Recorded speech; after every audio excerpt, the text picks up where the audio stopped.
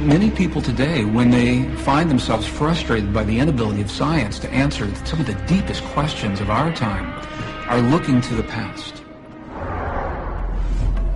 We are reaching a confluence of tipping points in fundamental systems. There's tipping points in the energy system, there's tipping points in the climate systems of the planet, there's tipping points in terms of the financial system, food production, water issues. We're at the moment when all of these things converge, that time when the world is either destroyed or made new or both. Every world culture has always had its own prophecies of an end times. I think it's only natural that people are feeling a connection between our cultural traditions with what is happening in the world today.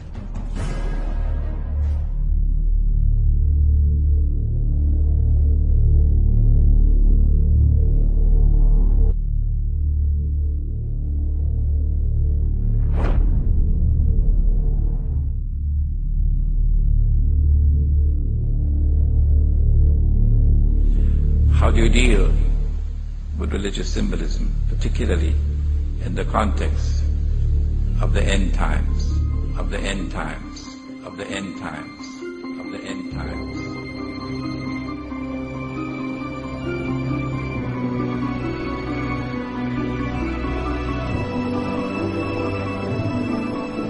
The Blessed Prophet sallallahu ta'ala alayhi wa sallam declared, every prophet warned his people about the Antichrist, about Dajjal, the false Messiah. And the prophet Noah warned his people. But I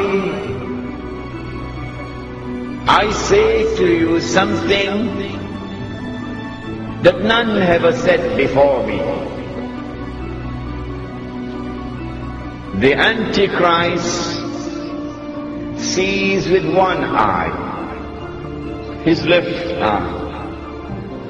He's blind in the right eye. It looks like a bulging grape. But your Lord is not one-eyed.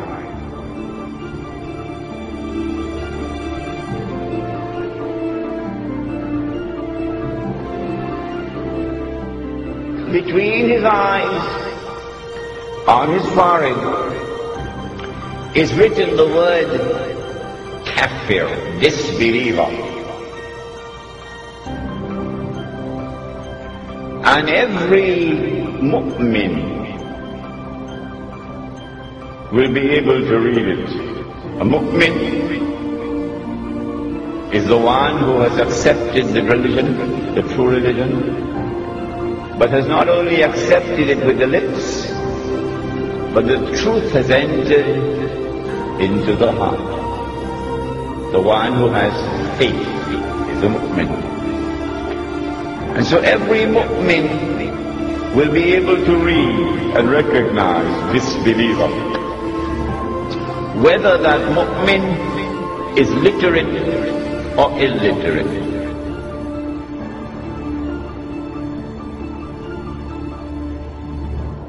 But then why is it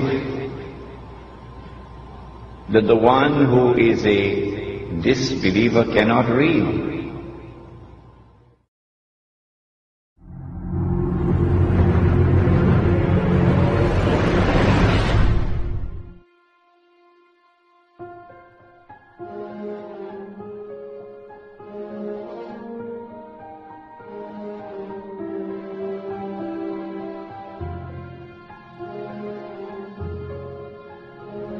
The one who has faith can read.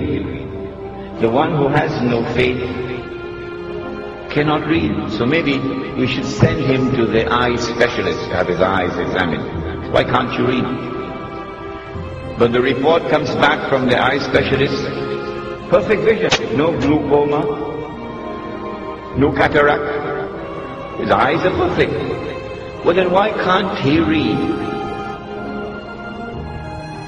Even though his eyes are perfect. And why is it that the one who has faith can read and recognize kafir, disbeliever? Maybe that the one who has faith is not reading with these eyes. Do we have any other eyes beside these eyes? Do we have any other ears beside these ears? Do we have any other means of acquiring knowledge other than through sense perception and rationality?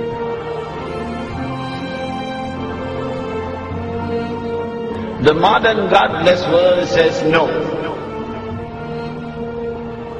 The Quran says yes. The Quran says that the heart can see.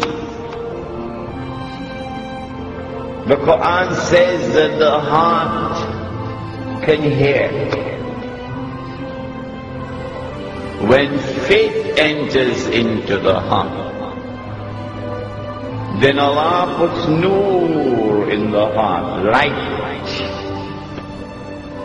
And with that light, the heart can see what these eyes cannot see.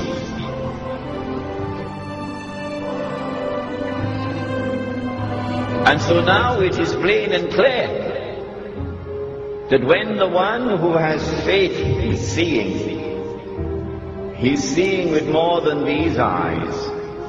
He's seeing with the heart. And so now it is also plain and clear that when Dajjal sees with the left eye, it symbolizes external vision. And when Dajjal is blind in the right eye, it symbolizes internal blindness. With this introduction, we understand now that when we're dealing with the subject of the Antichrist, there is a lot of symbolism involved in it. Religious symbolism, which needs to be interpreted.